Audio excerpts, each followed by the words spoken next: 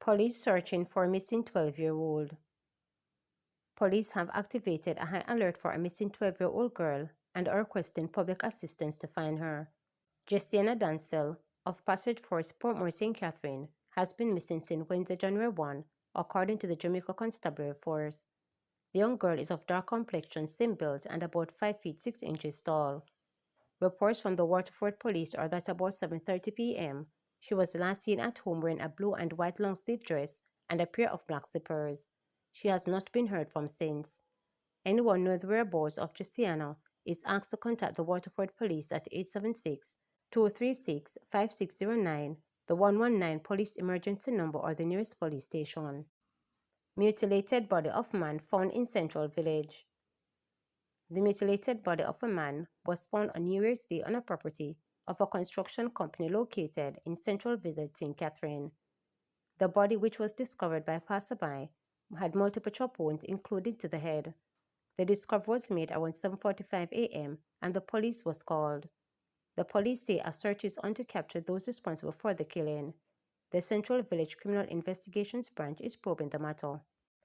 93-year-old St. Mary man hospitalized after house fire. A 93-year-old man is in hospital, nursing burns to nearly half his body after a fire at his home on Monday. The elderly man, Aldred Marsden Cormac of Jeffreytown in St. Mary, was said to be at home around 5 p.m. when fire was seen at the side of the house. An alarm was made and residents went inside to rescue the occupants of the house, including the senior citizen, who reportedly suffered burns to 45% of his body.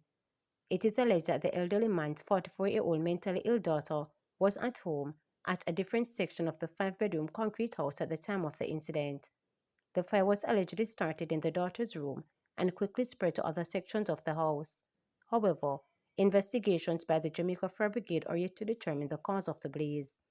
Residents allege that the daughter has caused fires at the house prior to this incident. However, this was the first it has reached a critical damage, they stated. The St. Mary Police further stated that they will be seeking assistance for their daughter through the St. Mary Mental Health Department. The Gale Police are investigating. Government working to ensure timely payment for road contractors. Prime Minister Andrew Holness says the government is working on ensuring that contractors are paid early or on time so that projects can be completed efficiently. Over the years, there have been complaints from contractors about late payments for work done on some government projects. Mr. Holness said that in a bid to mend the relationship with contracting companies, the government will be seeking to improve the payment process. He added that the government wants to be more supportive of local contractors so that more project options are available to them. He said the government must hold discussions with contractors and work out a proper system that supports them. Mr. Holness explained that over the next 10 years, a major contractor will be needed to carry out work on the island's road network. Right now, China Harbour is the enterprise contractor that has done most of our large projects. The government of Jamaica is vested in ensuring that we have enterprise contractors that are Jamaican-based. And we are vested in ensuring that we can support our contractors in becoming enterprise-level contractors, not just for work in Jamaica, but we want them to go and work elsewhere as well. But we have to help them in the ecosystem. So we're studying how we can be more supportive to our contractors. Of course, the contractors will immediately tell the Prime Minister the best way to support us, and I'm saying this in the presence of the Permanent Secretary and the Executive Director, the CEO of the NWA, is that contractors want to be paid early, paid on time. And I hear that, and I agree with you, because it's a cash flow issue. If you pay them on time, they will be able to invest in their capacity. It is the delay in payments that have really impacted their ability to invest in improving their capability. Contractors are a critical element of the road maintenance ecosystem. And Jamaica is blessed with several contractors. Many of them perform very well. But where we are now and the scope of work that is to come, we will have to sit with our contractors in a mutual way to assist them as much as possible in increasing their own capacity to deliver complicated projects and the best quality work. And that means we have to give them support in, for example, getting access to to engineers. And in fact, that's probably the biggest issue, getting access to people who have good project management skills. And then the big issue is getting access to insurance, bonds, and financing. And I think that is where we need to sit with our contractors and work out a proper ecosystem that supports them. Because from now for the next 10 years, the level of work that Jamaica has to undertake to repair roads like this all across the country, the government can't do it itself. We will need a contracting force. Big plans.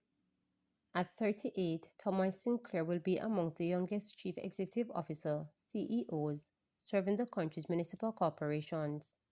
She begins her new role at the Trelawney Municipal Corporation on Thursday, and already she has a long list of goals she wishes to accomplish. One of them is to improve the image of town centres within the parish. Persons within the different townships should recognize that the municipality is working within their communities. It should be visible that the services being provided by the municipality are taking place. The image of the town centres is an indication that the municipality is working, that the local governance process is strong, and that persons that they have elected to serve and to represent them are actually doing that, and it is seen visibly, she told reporters. Sinclair recognizes that it will take prudent fiscal management to ensure that this and other targets are met and has embraced her role in achieving this formidable task. I will be working to ensure that revenue is enhanced within the municipality so that the necessary services can be provided to the residents who depend on the municipal corporation to ensure that they are in place, she promised. She believes her 16-year stint as parish disaster coordinator in the nearby St. James Municipal Corporation has provided a strong foundation on which to take the next major step in local governance leadership. From my role in disaster management coordination was at the center of it, along with public representation, she explained. She also argued that her previous role has given her an appreciation for the impact the weather can have on residents' lives. Sinclair pointed out, for example, the need to pinpoint the uniqueness in northern and southern Trelawney to ensure that we pay attention to the impact of climate change. She is convinced this will be the best way to identify solutions that can minimize the adverse effects of climate change. Falmouth has had its fair share of issues with flooding, and she wants to see how they can tackle that. By involving the right stakeholders such as critical government agencies, civil society, and community groups, we will be able to identify the root cause of flooding and other risks and to develop practical solutions to alleviate or prevent it from impacting on the community, the TMC CEO stated, full of optimism. Sinclair explained that it is important to protect the natural environment even as every effort is made to make the municipality prosperous for the benefit of all. She is looking forward to her new role. I am very happy for the opportunity to lead local governance in the municipal corporation.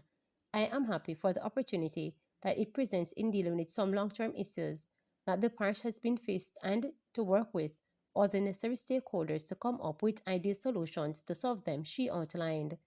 She is inundated by those who may think she is too young for the job or that a woman is less capable than a man in the role of CEO of the TMC. I know that some persons might look at it and think that I am inexperienced, but as a young person, what you are able to do is to look and to learn and to observe that the older persons have done and has worked and what has not worked and why, Sinclair explained. I am daunted by the task, to be honest. I look at all things as opportunities. I try my best to see the opportunities in everything that comes my way, she added. Sinclair is hopeful that what she has achieved will serve as inspiration for other young individuals. My ascension to this post should serve as an encouragement to young people, especially to the females, that there are opportunities out there. You just have to put yourself forward for them to be able to achieve them, she said ardently. She said she feels empowered by the role.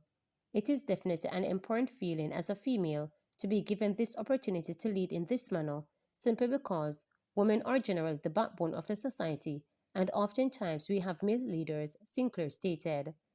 As a woman, I have absolutely no problem supporting a male leader, but as a female, it is nice to be given this opportunity to lead, and I intend to do so with the charisma that a woman carries, to a nurturing, caring, and considerate, but also to be very strong, she noted. Sinclair successfully applied for the CEO position when it was advertised in late 2024, and after a series of interviews at the Services Commission, She was informed that she was successful. She succeeds Winston Palmer, who opted for early retirement, indicating his intention to join family overseas. Remember to subscribe, like, share, and click the notification bell for daily updates.